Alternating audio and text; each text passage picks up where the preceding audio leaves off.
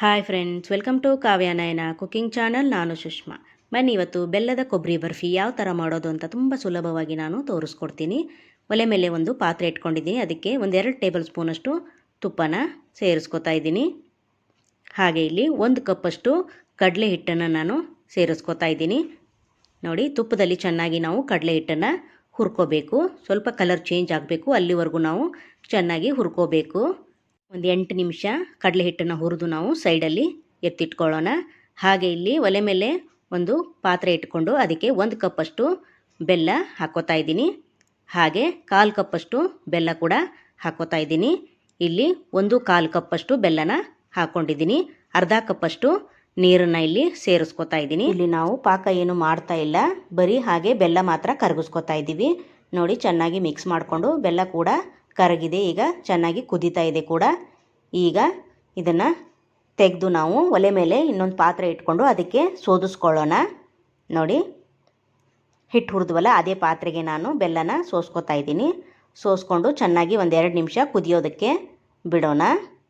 ನೋಡಿ, ಇವಾಗ ಚೆನ್ನಾಗಿ 1-2 ನಿಮಿಷ ಕುದೀಲಿ ಇದು.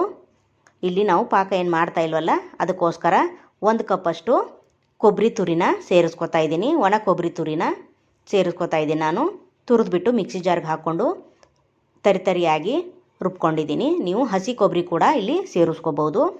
ನೋಡಿ, ಸೇರಿಸ್ಕೊಂಡು ನಾನು ಚೆನ್ನಾಗಿ ಮಿಕ್ಸ್ ಮಾಡ್ಕೊತಾ ಇದ್ದೀನಿ. ಸ್ವಲ್ಪ ಗಟ್ಟಿ ಬರೋವರೆಗೂ ನಾವು ಇದನ್ನು ಕೈ ಆಡಿಸ್ತಾನೆ ಇರಬೇಕು.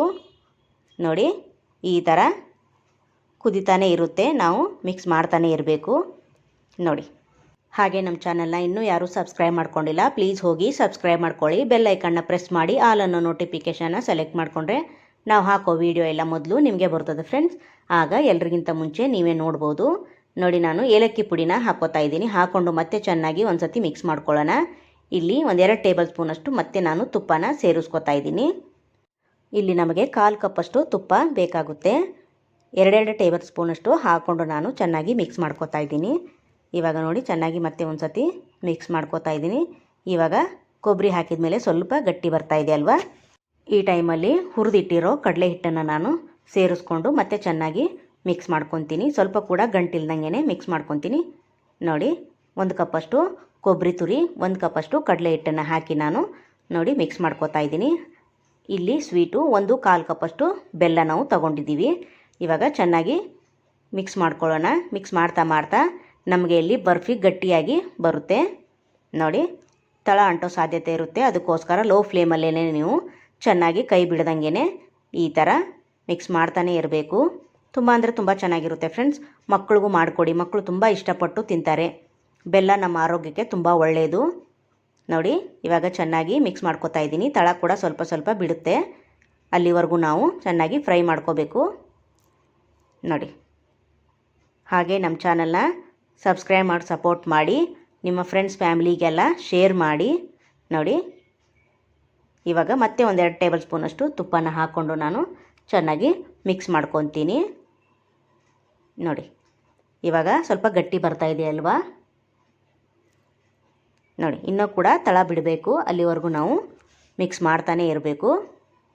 ನೋಡಿ, ಒಂದು 5-10 ನಿಮಿಷದಲ್ಲಿ ನಮಗೆ ಸ್ವೀಟು ರೆಡಿ ಆಗುತ್ತೆ. ನೋಡಿ, ತಳ ಕೂಡ ಬಿಡ್ತಾ ಇದೆ.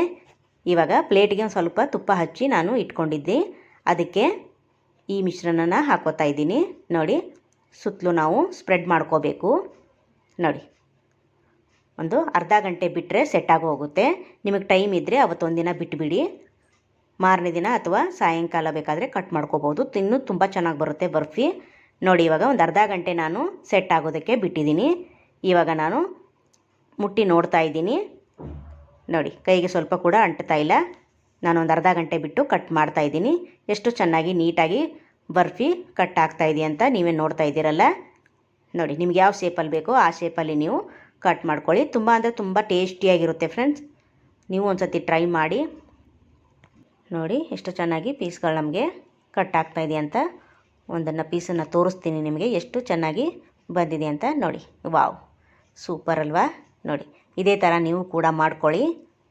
ನೋಡಿ, ಸೂಪರ್. ಇದೇ ಥರ ನಾನು ಪೀಸ್ಗಳನ್ನ ತಟ್ಟೆಗೆ ಕೂಡ ಸರ್ವ್ ಮಾಡ್ತಾಯಿದ್ದೀನಿ. ನೋಡಿ, ಸೂಪರ್ ಅಲ್ವಾ. ಈ ವಿಡಿಯೋ ನಿಮಗೆ ಇಷ್ಟವಾದರೆ ಪ್ಲೀಸ್ ಲೈಕ್ ಮಾಡಿ, ಶೇರ್ ಮಾಡಿ, ಕಮೆಂಟ್ ಮಾಡಿ ಸಬ್ಸ್ಕ್ರೈಬ್ ಮಾಡ್ಕೊಳ್ಳಿ. ನಮ್ಮ ವಿಡಿಯೋ ನೋಡಿದ್ದಕ್ಕಾಗಿ ನಿಮ್ಮೆಲ್ಲರಿಗೂ ಧನ್ಯವಾದಗಳು. Thank you for watching. ನಮಸ್ಕಾರ ಫ್ರೆಂಡ್ಸ್.